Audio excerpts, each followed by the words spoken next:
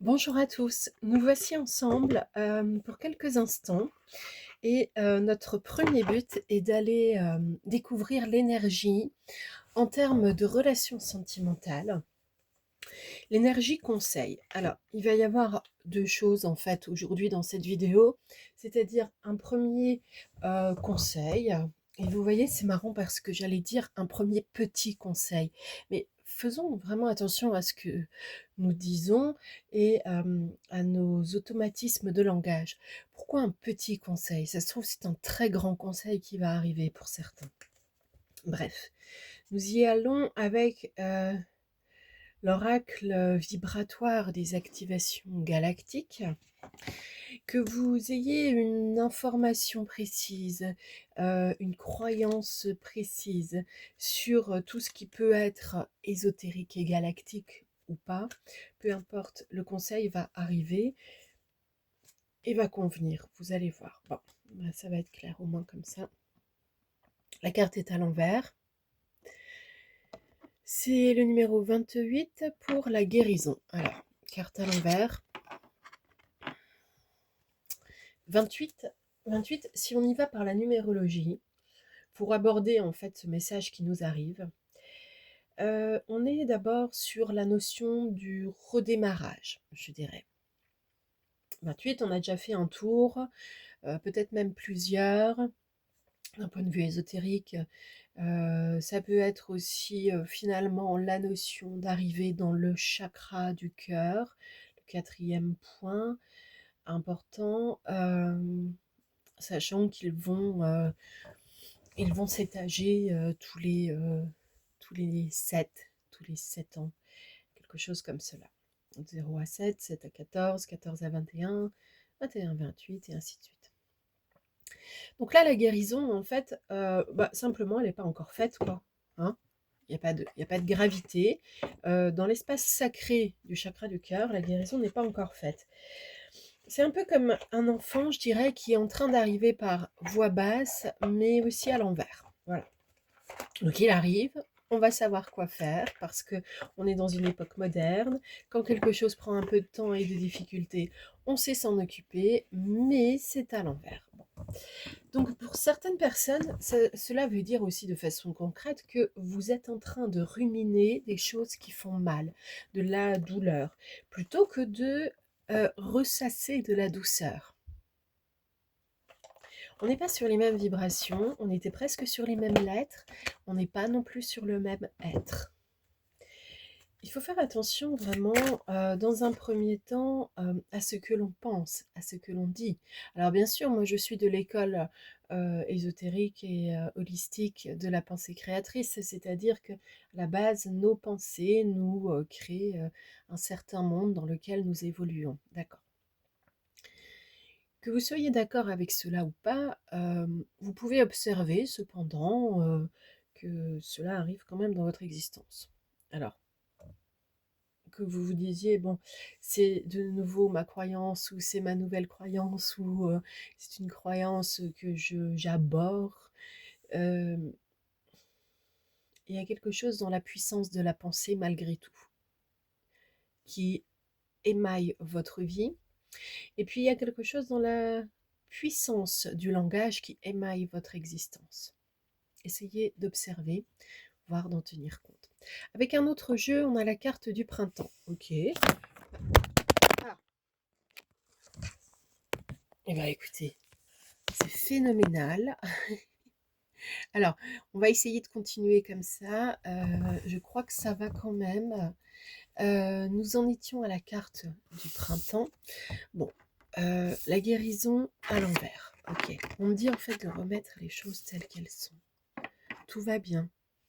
Il peut y avoir effectivement des chutes, des choses qui tombent, des accidents, mais tout va bien.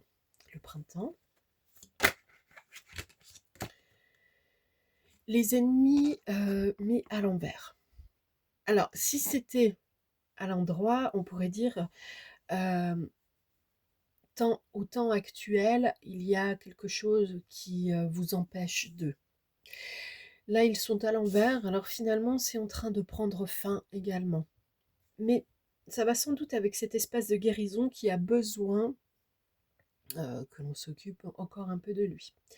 Le printemps, alors moi, quand je suis en train de vous transmettre ce message, nous sommes à l'approche du printemps. Donc ça veut dire que c'est quelque chose qui arrive quand même assez rapidement, hein, sous 2 à 3 semaines, ou pour certains, parce qu'on n'a pas tous le même rythme, pour certains, ça va arriver durant le printemps.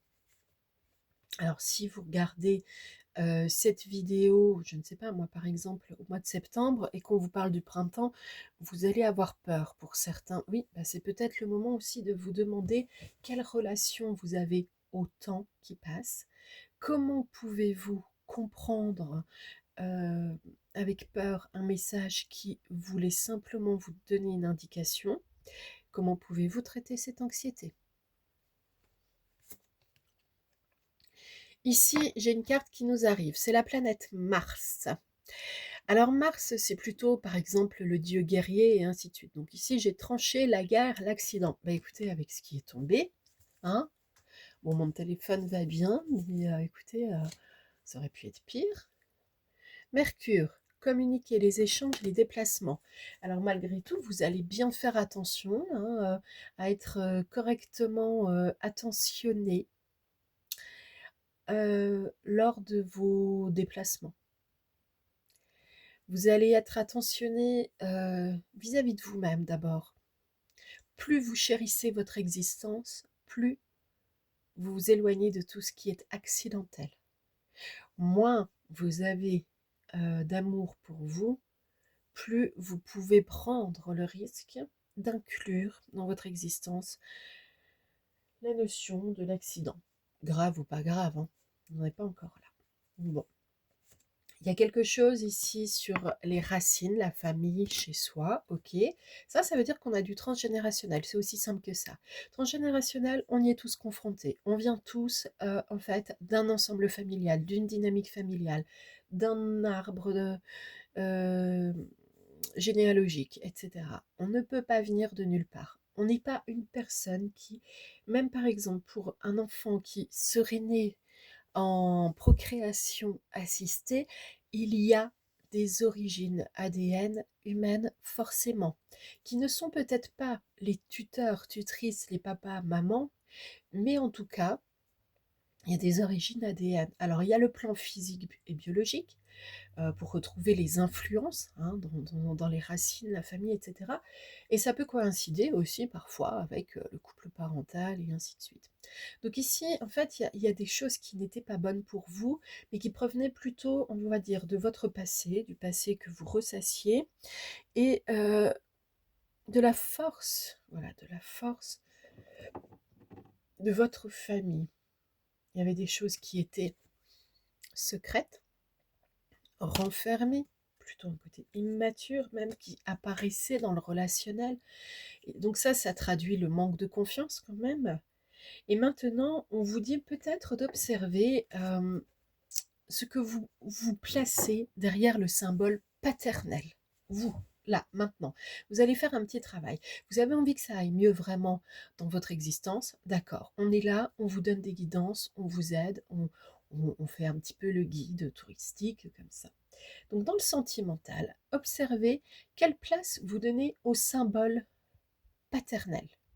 Donc ça veut dire votre père, grand-père, ainsi de suite. La lignée masculine, ok? Et puis, s'il vous plaît, sortez des idées masculinistes qui sont très à la mode et qui embrouillent un petit peu les choses. Euh, Comme les féministes ont embrouillé un petit peu les choses dans les années 70 parce que c'était nouveau et qu'il y avait beaucoup d'émotions derrière et donc les idées ne peuvent pas être claires quand il y a beaucoup d'émotions. Ça ne veut pas dire que leurs idées euh, ne doivent pas être prises en compte pour entrer dans une amélioration de l'existence en général, ok? Chacun a le droit d'avoir ses propres idées, qu'elles soient jugées comme bonnes ou mauvaises, parce que de toute façon, elles vont permettre à d'autres personnes de rebondir. Bon, l'idéal, c'est quand même quand ça fait du bien dès le début. Observez ce qui vous semble être dans la droite ligne du symbole paternel, ce qui correspond pour vous à ce symbole paternel. Et vous allez avoir des réponses bien claires sur votre prochaine relation sentimentale. À bientôt.